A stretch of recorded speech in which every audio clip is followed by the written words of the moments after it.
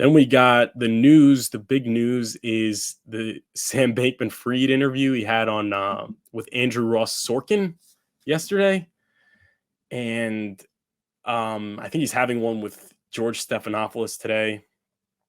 Um, so yeah, Marion Knopfel, he had like a good thread, like summarizing what Sam Bankman-Fried basically said.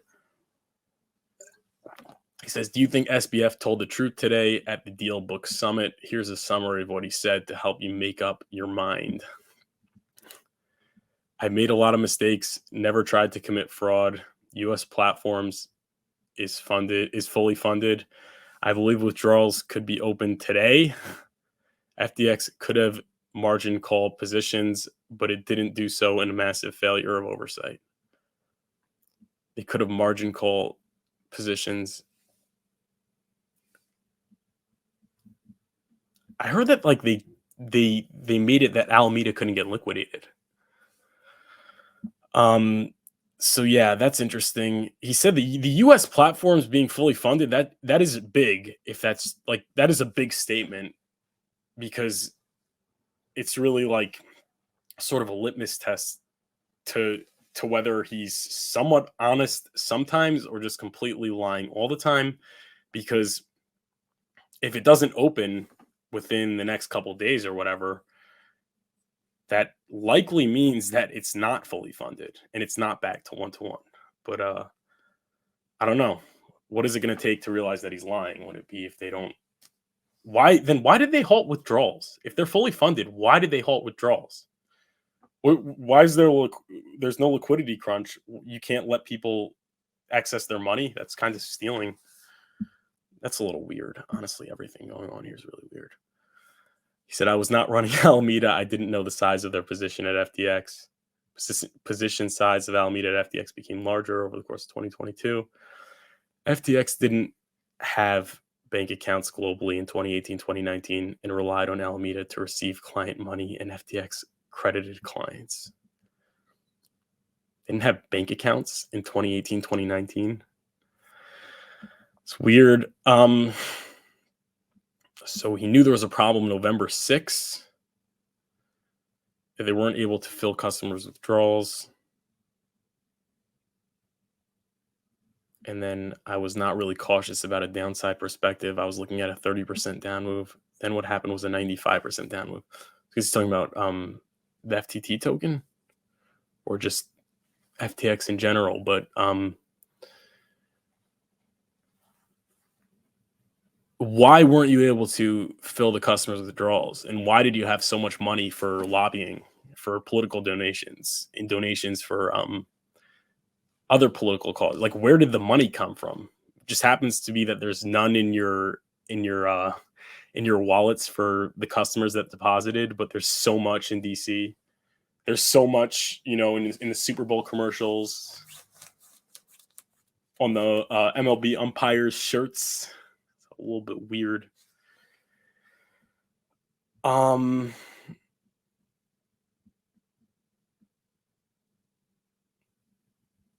Is there anything else like really important in this thread? Yeah, he said the property purchased by his family, they were meant to be for the company and were likely temporarily under his parents' name. So why does it have to be under his parents' name? I don't know. It's this guy.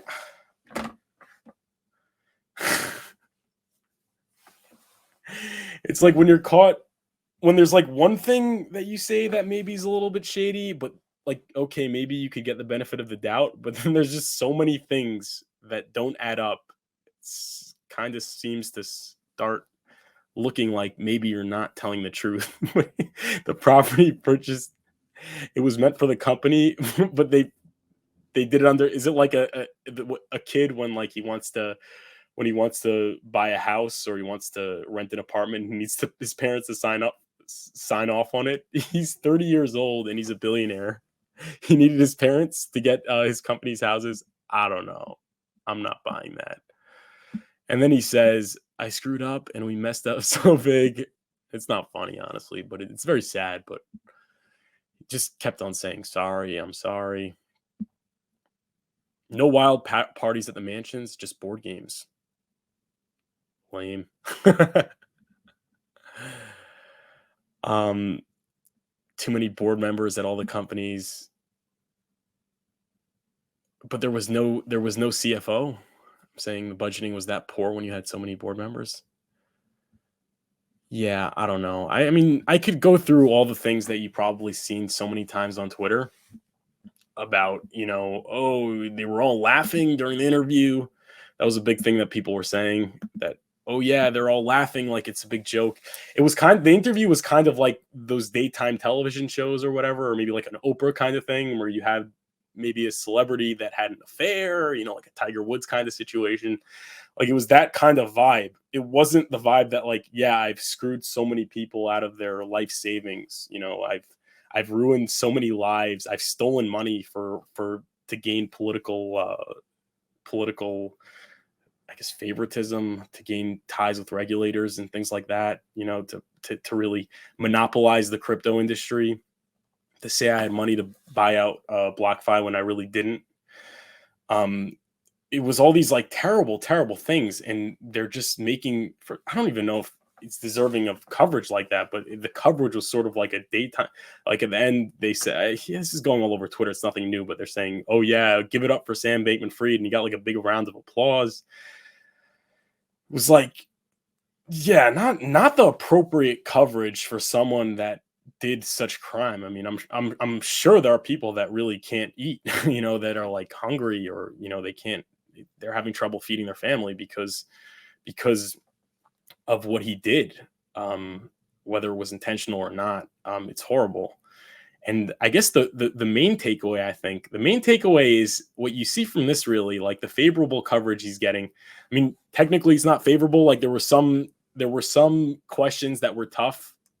There were some hardball questions from Sorkin, but considering the circumstances, considering that the the humanistic treatment, like kind of treating him like he just made a mistake and putting him in an Oprah setting when he destroyed so many people's lives for his political benefit and things like that, is disgusting. I mean, that is disgusting. But the takeaway from the Sam Bankman-Fried thing is that money talks. Uh, because you know what he was doing before. He was making political donations to the Democratic Party. Now they're saying a little bit to the Republican. Whatever. He was meeting with the SEC chairman Gary Gensler. I'm pretty sure there was the SEC was one of the creditors or something on FTX's balance sheet. He made some serious inroads. He went to DC. He testified in front of Congress. He met with Maxine Waters, a bunch of big congressmen, senators, and things like that. And now you see the treatment he's getting after he completely screwed everyone over. He's getting people like Kevin O'Leary saying that they'd invest in him again. He's getting a big one was what's his name? Bill Ackman. Let's look at what Bill Ackman said. Bill Ackman. I wish.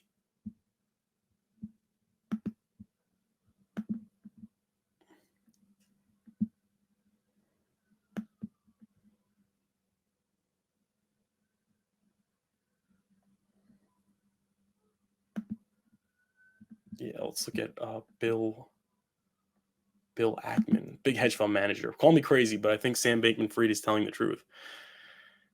Yeah, so he's getting this insane treat. I deeply appreciate that. Sam Bankman-Fried replies, "I messed up. I'm going to be doing everything to make it right, even though I knew it might never be enough." Oh, thank you, Sam. But yeah, the point is that he's getting this sort of treatment despite all the horrible things he's doing, is because money talks. Getting cozy with regulators helps. Like these things make a difference, and that's why he's getting. Yeah, a lot of powerful people are.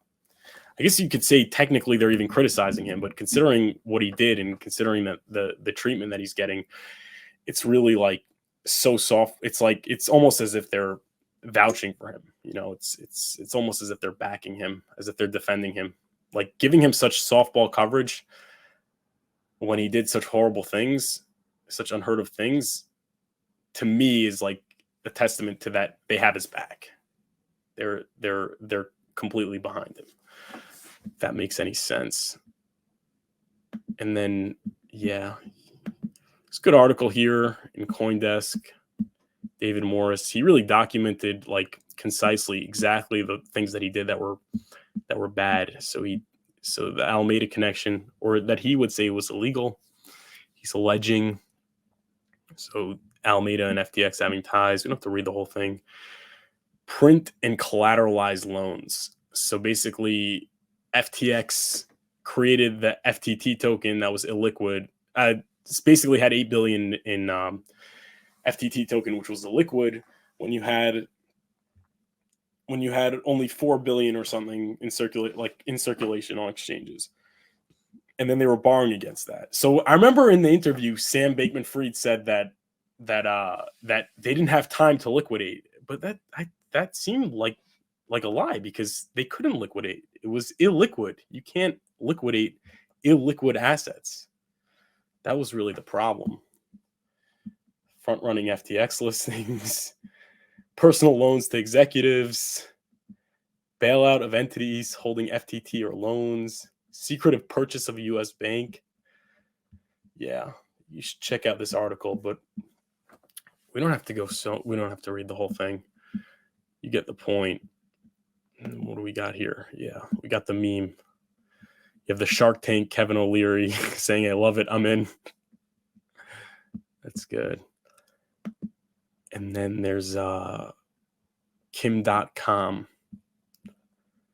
Yeah, when Sam Bankman-Fried said that basically the U.S. one's fully backed, Kim.com is alleging that he's basically telling U.S. Regulators, because there's money to pay U.S.-based FTX users. There's no reason for the U.S. government to investigate me. Who cares about non-U.S. users who have lost everything? It's basically trying to say that to get out of the U.S. government investigating him and possibly arresting him, prosecuting him. I don't know. That's interesting. But yeah, I think that's enough of the FTX for now. It's very flagrant, I think, the treatment he's getting.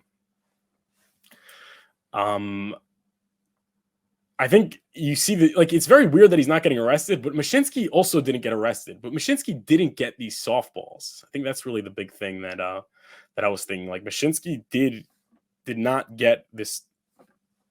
The media didn't run cover for him, and there was no Kevin O'Leary saying, "Oh, I would totally hire him for another. I would totally invest in him for another venture." Like, he didn't get any of that, and I think that the difference of that is the difference of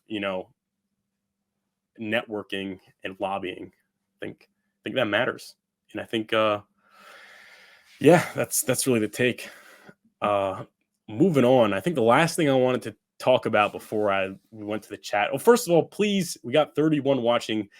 If you're enjoying, please support me. Not asking for money. Please hit the like button and subscribe, and click the link in the description and just put your email down. It takes a second.